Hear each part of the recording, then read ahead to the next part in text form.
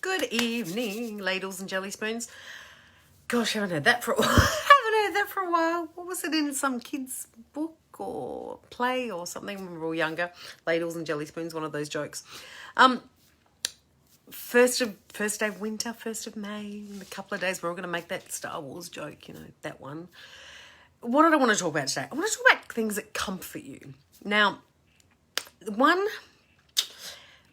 it's funny. Sometimes I do a lot of work and I talk a lot with all of you guys about how to do things internally, how we want to make ourselves feel things from in here, not from the external, and how you can build your confidence and all that good stuff from inside you without needing external influences or buying things or words from other people to make you feel anything, because the reality is you make yourself feel those things, so we want to have less of them, the external.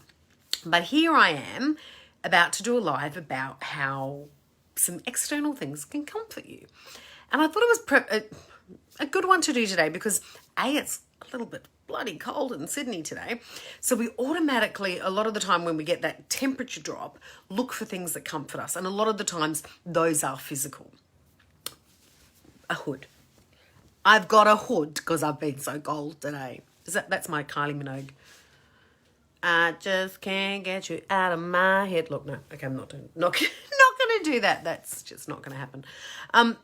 So yeah, we get cold and we look for things outside of us to comfort us and make us feel warm inside and outside and all of that kind of thing. We feel sadness and we might look for a reassurance that's comforting. We might go through an experience and we search our memory banks for something that happened in our childhood that comforted us, and we reach for that to try and make ourselves feel better.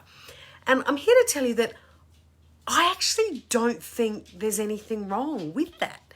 It's a good thing because one of the things is what's going to make you help you feel something. So I want to give you a couple of my examples, and some of them might resonate with you. We might go, oh yeah, okay, that's a bit weird. It's a bit odd, that's Samantha girl, but you know that anyway, don't you? So one of my comforts, that's an external comfort, which takes me back to my childhood just like that. And I believe it's a pretty Kiwi thing, but the first kind of really rainy or cold day, all I can think about is tinned Heinz tomato soup. Seriously, with cheesy toast. To me, that is one of the most ultimate comfort foods. It's warming and feels nourishing, and it reminds me of my mum kind of when I was a kid. If it was on the boat, especially when we lived on the boat in rough weather, really rainy, really cold, anything like that, the tomato soup would come out and it would help us feel great and warm and toasty and loved and all of those kind of things. I know. Another comfort thing for me is flowers. So if I buy flowers or I get given flowers, to me, the comfort I feel is one of pure love and being looked after, whether that's me looking after myself or someone buying them as an appreciation or something like that. It's a love gesture for me, which is incredibly comforting, regardless of who actually purchased the flowers. I then walk into my house, I see the flowers, and it's like, oh, comfort, that's so cool. I love it. Another one, sun in my face. Yes, so it doesn't cost a penny. But if I'm feeling in any way, shape or form a little off kilter, but out of whack, I head to sunlight and I feel that direct sunlight on me. Instant comfort, instant. And I don't have to think about it. I'm not trying to work through, why do I feel like this? How can I improve my feelings? What's made me look at life like this today? None of that stuff has to go on. Just get the sun, feel comforted. Beautiful. Another one for me, hugs from my daughter. They can be random. They can be asked for because, she's a teenager now, so I've got to ask a little bit more regularly. But a hug, it's like, oof. Anything can be going on in the world, and a hug is instantly comforting to me because I'm a kinesthetic extrovert. So hugging is one of those like, oh, just again, instant, no matter what's going on, a hug, instant comfort. If you noticed on my Facebook feed today, I talked about how I don't have the hug emoji yet. Not fair. Facebook, fix it, please fix it. Another really comforting thing for me is Christmas morning. Now, this might be a strange one because for Christmas, for so many people, can be quite chaotic. There's family drama, or you're away from your family, or for a lot of people, Christmas is not a great day. For me, I love Christmas. But sometimes, yeah, you can be feeling a little off kilter, something's not quite right. And that Christmas morning routine for me, which has probably been my routine apart from, I think, 2 Christmases in my entire life, is wake up, Santa sack. Okay, I don't get a Santa sack anymore, but anyway. Presents, champagne, scrambled eggs, and smoked salmon. That's it. And again, automatically, no matter what's going on, everything is perfect in the world for me in that moment. It's that comfort is just incredible. And the last one I wanted to touch on for me and what comforts me is a conversation with a really good friend. Now, with a not a caveat, but with a kind of guideline on it.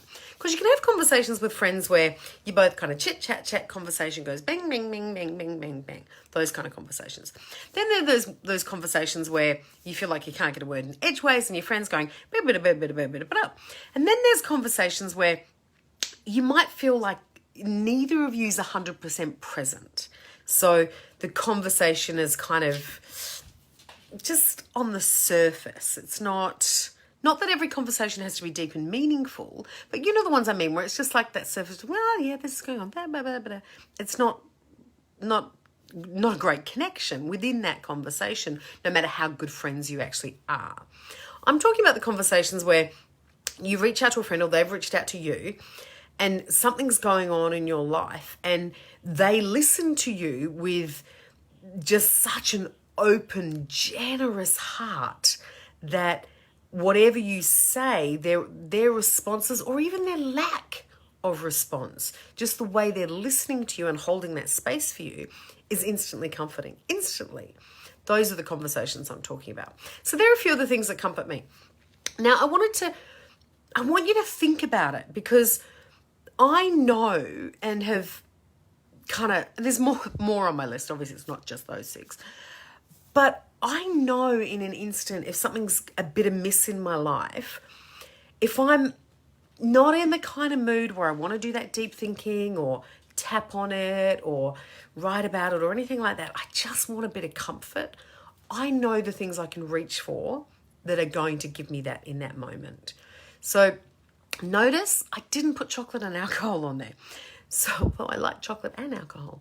And I didn't put sex on. Like, there's a few things that, because they are some of those ones that are those double-edged pleasure and pain ones. So I don't think they should go on your comfort list, okay? Because for me, they're double-edged pleasure and pain. For some of you, they might not be double-edged ones of pleasure and pain. And if you want, go back to the live about pleasure and pain where I really go into that.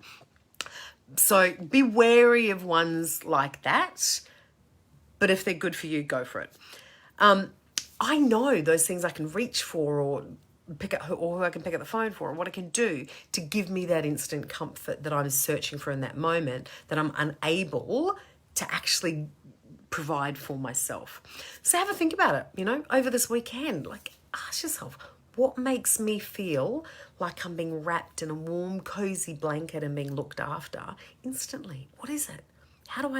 What makes me, you know what I mean? That being wrapped in a big, warm hug. That's what I'm talking about. What brings you comfort? What brings you the most comfort? Let me know. And I will see you all tomorrow night. Bye.